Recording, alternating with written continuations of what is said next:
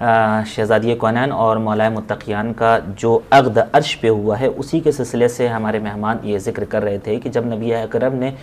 لوگوں کو بلایا مسجد میں تو اس وقت خطبہ نکاح سے پہلے یہ فرمایا کہ یہ جو عقد ہو رہا ہے، پروردگار عالم نے جبریل کو بھیجا اور کہا ہے کہ ایسے ہی محفل سجی ہوئی ہے عرش پر۔ مزید ہم اپنے مہمان کی خدمت میں آپ کو لے چلتے ہیں اور جواب آپ کا حاصل کرنے کی کوشش کرتے ہیں۔ جی قبلہ۔ جی اس میں ہمارے پاس جو روایات ہیں اور احادیث ہیں، اس میں مسجد کے اندر جب پیغمبر خطبہ دیتے ہیں تو اس میں فرماتے ہیں کہ یہ جبرائیل ابھی مجھ پہ نازل ہوئے ہیں اور انہوں نے مجھے یہ خبر دی ہے کہ اللہ تعالیٰ یہ کہہ رہا ہے کہ ہم نے عرش پہ فرشتوں کی ایک محفل منعقد کی ہے اور وہاں جو ہے وہ عقد ہو رہا ہے حضرت فاطمہ زہرا سلام اللہ علیہا اور امیر المؤمنین کا، تو آپ زمین پر بھی ایسی محفل جو ہے وہ منعقد کریں۔ تو میں آپ اصحاب کے ساتھ اب زمین پر یہ محفل جو ہے وہ منعقد کر رہا ہوں۔ پھر پیغمبر جو ہے وہ مولا علی کو مخاطب ہوتے ہیں، فرماتے ہیں کہ اے علی، اللہ مجھے حکم دے رہا ہے کہ میں فاطمہ کی شادی تیرے سے کروں، یہ حکم خدا سے ہو رہی ہے، اور 500 درہم جو امیر المومنین کی زرہ بیچی گئی تھی،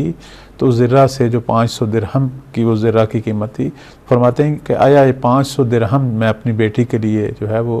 حق مہر رکھتا ہوں، آیا تو راضی ہے؟ تو امیر المومنین فرماتے ہیں کہ یا رسول اللہ میں راضی ہوں، اور وہاں پھر سب جو ہیں حضار جو ہیں تمام اصحاب جو ہیں وہ مبارکباد عرض کرتے ہیں، تکبیر جو ہے وہ کہی جاتی ہے۔ اب یہاں ایک نقطہ جو ہے معنوی روحانی وہ یہ ہے کہ پیغمبر اسلام جو ہیں وہ آتے ہیں امیر المومنین کا ہاتھ پکڑتے ہیں، سبحان اللہ، اور کہتے ہیں کہ اے علی میں جو جملے کہہ رہا ہوں تم بھی کہو، اور وہ جملے کیا ہیں کہ الا برکت اللہ وما شاء اللہ ولا قوت الا باللہ وتوکلت علی اللہ، سبحان اللہ، کہ یہ ذکر پروردگار کیا، اور اس کا مطلب جو ہے وہ یہ ہے کہ میں پروردگار کے برکت والے دسترخوان پہ بیٹھا ہوں، میں راضی ہوں جو کچھ پروردگار چاہتا ہے، اور کوئی قوت اور طاقت نہیں ہے مگر یہ کہ وہ اللہ کی طرف سے ہو، پس میں اسی پر توکل کرتا ہوں اور خدا سے جو ہے وہ نصرت طلب کرتا ہوں۔ وہ جو میں کہہ رہا ہوں کہ جو روحانی اور معنوی جو ہے جنبہ ہونا چاہیے ہمارے تمام امور میں، وہ یہ ہے کہ ہمارے ہاں بعض کا شادیاں ہوتی ہیں اس کے اندر اتنے حرام کام ہوتے ہیں۔ ہم اسے جاننے کی کوشش کریں گے، لیکن آپ کی گفتگو سے زیدی صاحب کا سوال بھی یاد آ رہا ہے جو ہم نے تحریر کیا ہے۔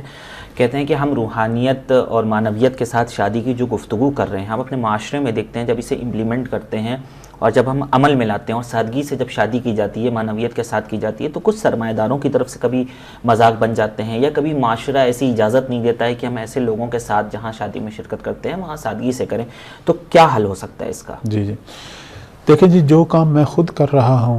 اس میں چونکہ میں خود اپنے پروردگار کو جواب دہ ہوں، مجھے چاہیے کہ میں اپنا کام جو ہے وہ سنت رسول اللہ کے مطابق جو ہے، یا ائمہ محمد و آل محمد کی سنت کے مطابق جو ہے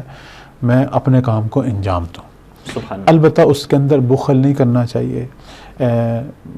میری جو شان کے مطابق جو ہے مجھے جو ہے کچھ نہ کچھ اس کے اندر اہتمام مناسب حد تک کرنا چاہیے۔ البتہ بعض دفعہ یہ ہوتا ہے کہ کچھ لوگ جو ہیں وہ جیسے ہم کہتے ہیں نا افراط نہ کرو تو تفرید بھی نہیں کرنی چاہیے، ایک میانہ روی جو ہے میرے کام میں ہو۔ اب وہ جو چیز جس میں ہم کہتے ہیں سادگی ہونی چاہیے، وہ یہ ہونی چاہیے کہ وہ جو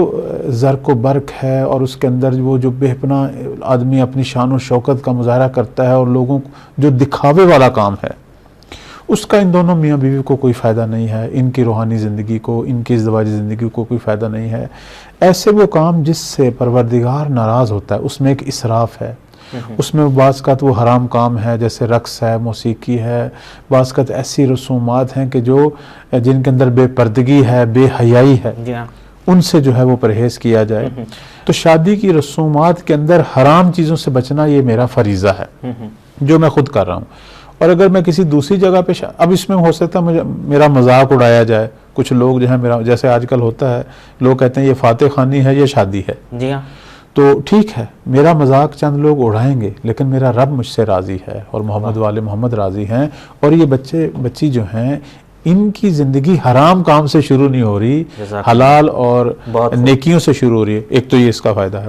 دوسرا یہ ہے کہ ایک دفعہ مجھے لوگ اپنی شادی پہ بلاتے ہیں اور وہاں میں یہ چیزیں دیکھتا ہوں تو وہاں بے عنوان ایک مومن، ایک منتظر میرا فریضہ ہے کہ میں امر بالمعروف کروں۔ یعنی کوشش کروں وہ لوگ جو شادی کر رہے ہیں اور اس کے اندر اگر کوئی حرام کام دیکھ رہا ہوں یا ایسا ماحول ہے جو مومن کی شان کے مطابق نہیں ہے تو جلدی اٹھ کے آ جاؤں. ان کو بھی کہوں کہ چونکہ آپ کا ماحول ایسا ہے تو میں نہیں یہاں ٹھہر سکتا. یہ ایک امر ہے, یہ ایک ارشاد ہے, امر بالمعروف ہے, دوسرے کو بتایا جائے کہ یہ کام. اور اگر آپ سمجھتے ہیں اس سے تعلقات خراب ہوتے ہیں تو آپ اٹھ کے آ جائیں. ایک انسان اگر ایک محفل کے اندر گناہ کو روک نہیں سکتا تو گناہ میں شرکت تو نہ کرے, چونکہ اس کا بیٹھنا جو ہے وہ ہو سکتا ہے بہت سارے لوگوں کے لیے تائید ہو کہ یہ گویا کام جو ہو رہا ہے ٹھیک ہو رہا ہے, اس میں فلاں لوگ بھی بیٹھے ہیں. تو آپ جو بچے کو دینا ہوتا ہے 500, 1000, 2000, 10,000 جو بھی دینا ہے, جو رسم کے مطابق آپ دیں, جو آپ نے اپنی خوشی سے ہدیہ دینا ہے. اور ایسی محفل سے اجتناب کرنا جو ہے یہ بذات خود ایسا کردار جو ہے یہ بہت سارے لوگوں کے لیے جو ہے وہ راگوشہ ہے. لوگ سمجھیں گے کہ پس یہ کام جو ہے وہ درست نہیں ہو رہا تھا کہ فلاں صاحب جو ہیں وہاں سے جیسے کہ آپ نے ابھی فرمایا کہ انسان اپنی شان, اپنی شوکت اور اپنے اسٹیٹس کے اعتبار سے خرچ کرے, اس میں ایک اچھی بات کی طرف آپ نے اشارہ کیا. افراد بھی نہیں ہونا چاہیے, یعنی زیادہ خرچ بھی نہیں ہونا چاہیے, اور بالکل تفرید بھی نہیں ہو کہ ہم اپنے اسٹیٹس سے نیچے آ کر کنجوسی کریں یا پیسے بچا لیں. لیکن قبلہ آج افسوس کے ساتھ یہ کہنا پڑ رہا ہے بہت سی جگہوں پر فضول خرچی ہے, بہت سی جگہوں پر اسراف ہے, سینکڑوں قسم کی غذائیں ہیں, ڈشز بنائی جا رہی ہیں. اس کا اثر سادہ لوگوں پر یا بہت کم آمدنی والے لوگوں پر یہ ہوتا ہے کہ ان کے پاس نہیں بھی ہوتا ہے تو وہ قرض لے کر اتنی بڑی شادی کا اہتمام کرتے ہیں. یعنی ایک بیٹی کی بیاہ کرنے میں وہ اتنے مقروض ہو جاتے ہیں کہ بسا اوقات پوری زندگی ان کی اسی فکر میں گزر جاتی ہے کہ وہ قرض کیسے چکائیں. یہ بھی صحیح نہیں ہے. تو کیا ایسے سرمایہ داران کے لیے, ایسے صاحبان دولت کے لیے آپ کیا کہنا چاہیں گے کہ انہیں یہ کس طرح سے معاشرے کا خیال رکھنا چاہیے؟ دیکھیں بے عنوان منتظر امام زمان میرا ایک اہم ترین اجتماعی جو فریضہ ہے وہ ہے تعاون, مومنین کے ساتھ تعاون کروں.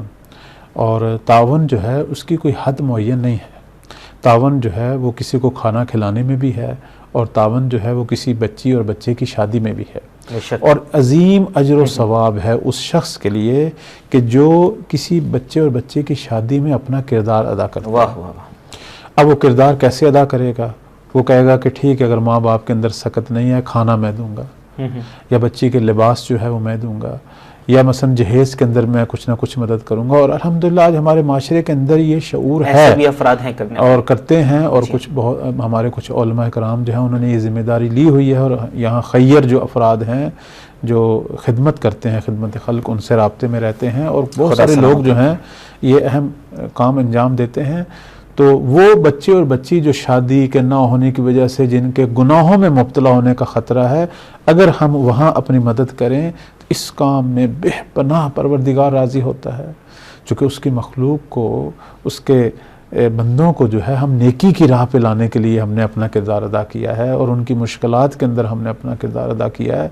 تو ایک منتظر معاشرہ جو امام زمانہ اجر اللہ فرجہ شریف کے امت ہیں, ان کا یہ فریضہ ہے کہ جس مد میں بھی کسی مومن اور مومنہ کے ساتھ تعاون ہو سکتا ہے اس میں بڑھ چڑھ کر حصہ لیں. وہ خدا کی مدد ہے اور اپنے زمانے کے امام کی مدد ہے. یقیناً وہ جو شخص یہ مدد کر رہا ہے وہ اپنی بعد والی زندگی میں اس کی توفیقات اور اس کے اثرات کو خود محسوس کرے گا. ہم نے بے پناہ واقعات ہیں جو لوگ ہمیں سناتے ہیں, میں یہاں ٹائم میں گنجائش ہے نہیں, میں دیکھتا ہوں بہت سارے ایسے ہمارے سرمایہ دار لوگ جو مریض تھے اور جن کی بیماریوں کے حوالے سے وہ کہتے تھے ڈاکٹروں نے ہمیں جواب دے دیا, لیکن ایسے ہی چند ایک کام انہوں نے کیے تو ان بیماریوں سے نجات پا لی. یعنی اس قسم کے کام بہت ساری آفات کو روک دیتے ہیں, بہت ساری مصیبتوں کو روک دیتے ہیں. ہماری بہت ساری الجھنیں جو ہیں وہ اس قسم کے نیک کاموں سے جو ہیں وہ جب ہم اگر یہ تعاون پیش کریں اپنی دولت کے ذریعے, اخلاق کے ذریعے, کردار کے ذریعے کہ کسی فیملی یا کسی شخص کی مشکل دور کریں تو خدا خود ہماری مشکلوں کو دور کرنے والا. چونکہ ہم وقت